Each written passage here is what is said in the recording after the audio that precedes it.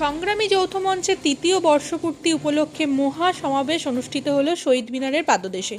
৩ বছরের নিরবিচ্ছিন্ন সংগ্রাম, দাবি আদায়ের অটল সংকল্প এবং ঐক্যবদ্ধ আন্দোলনের বার্তা নিয়ে সংগ্রামী যৌথ মঞ্চের তৃতীয় বর্ষপূর্তি উপলক্ষে এক বিশাল মহা সমাবেশ অনুষ্ঠিত হলো। এদিন বিভিন্ন জেলা থেকে আগত শত শত আন্দোলনকারী, চাকরি প্রার্থী ও সাধারণ মানুষ সমবেত হয়ে তাদের ন্যায্য অধিকারের দাবিতে কণ্ঠ মিলিয়ে আওয়াজ তোলেন। সমাবেশ মঞ্চ থেকে নেতৃবৃন্দ বলেন, গত ৩ বছরে একাধিক বাধা, অবহেলা ও প্রশাসনিক চাপের সত্ত্বেও সংগ্রামী যৌথ মঞ্চ কখনোই আন্দোলনের পথ থেকে সরে আসেনি। অন্যায়ের বিরুদ্ধে লড়াই, বঞ্চিতদের পাশে দাঁড়ানো এবং স্বচ্ছতার দাবিতে এই মঞ্চ আজও আপোষহীনভাবে লড়াই চালিয়ে যাচ্ছে। বক্তারা আরও জানান, যতদিন না ন্যায্য দাবি পূরণ হতে চলেছে ততদিন আন্দোলন চলবে, আরও বৃহত্তর আকারে এই আন্দোলন চলবে। মহা সমাবেশ থেকে ভবিষ্যতের আন্দোলনের রূপরেখাও ঘোষণা করে দিলেন।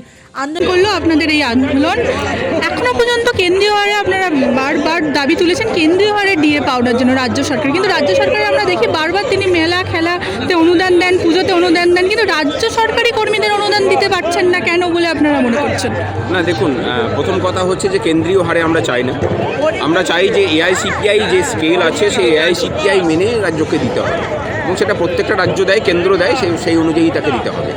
আর আমরা কোনো অনুদান চাইছি না, আমরা চাইছি যে আমাদের অধিকার, এটা আমাদের অধিকারের মধ্যে পড়ে এবং আইন স্বীকৃত অধিকার, সেটা হাইকোর্টের ডিভিশন বেঞ্চ বলেছে, কয়েকদিন পরে সুপ্রিম কোর্টও বলবে যে হ্যাঁ, ডিএটা কর্মচারীদের অধিকারের মধ্যেই পড়ে।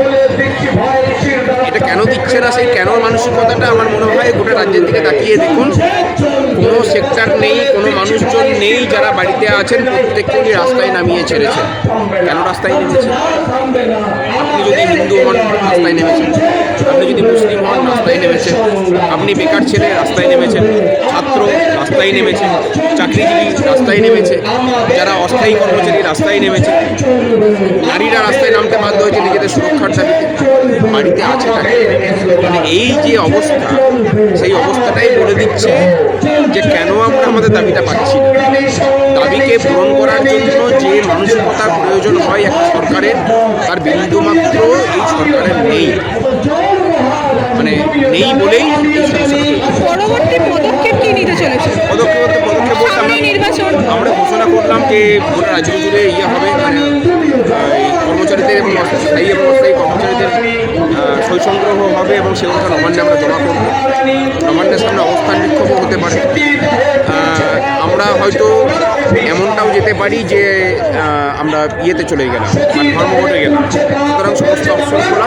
ভোট ঘোষণা হয়ে গেলে যে আন্দোলন বন্ধ হবে তাও নয়, ভোট ঘোষণা হওয়ার পরে বরং এই আন্দোলনের জোর আরও বাড়বে।